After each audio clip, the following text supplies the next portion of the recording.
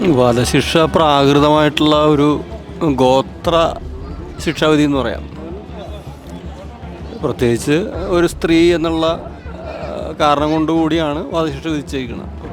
ഒരു പ്രത്യേക സമുദായത്തിൽപ്പെട്ട ജഡ്ജി കൂടിയാണ്. അവർ സ്ത്രീ വിരുദ്ധ നിലപാടുള്ളവരാണ്.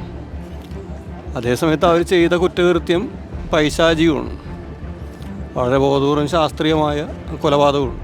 അതിന് ശിക്ഷ കൊടുക്കണം. ശിക്ഷിക്കേണ്ടത് ഈ രീതിയിലല്ല എന്നുള്ളത്. ഇപ്പോൾ ജയിലിൽ ജീവപര്യന്തം കിടക്കാമെന്ന് പറഞ്ഞാൽ, കഠിന ശിക്ഷ കൊടുക്കുക എന്ന് പറഞ്ഞാൽ അത് തന്നെ അധികമാണ്.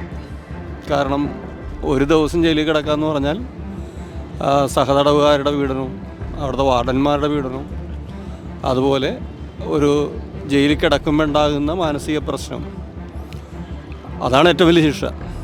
അപ്പോൾ ഇന്ന് ഈ ആധുനിക സമൂഹത്തിൽ പല രാഷ്ട്രങ്ങളിലും വധശിക്ഷയൊക്കെ നിർത്തലാക്കിയിട്ടുള്ളതാണ്. പക്ഷെ ഇപ്പോൾ വധശിക്ഷ കൊടുക്കുക എന്ന് പറഞ്ഞാൽ അത് അങ്ങേറ്റം പ്രാകൃതമാണ്. പ്രത്യേകിച്ചൊരു 22 വയസ്സുള്ളൊരു സ്ത്രീ, അവർ ചെയ്ത ഒരിക്കലും നമുക്കിനി ആയിരിക്കാൻ പറ്റില്ല. പക്ഷേ 22 വയസ്സുള്ളൊരു സ്ത്രീ എന്നുള്ള പരിഗണന കൊടുക്കേണ്ടത് തന്നെയാണ്. അതായത് ജീവപര്യന്തം കഠിന ശിക്ഷ കൊടുക്കാവുന്നതാണ്. അതിനൊന്നും ഒരു തർക്കമില്ല.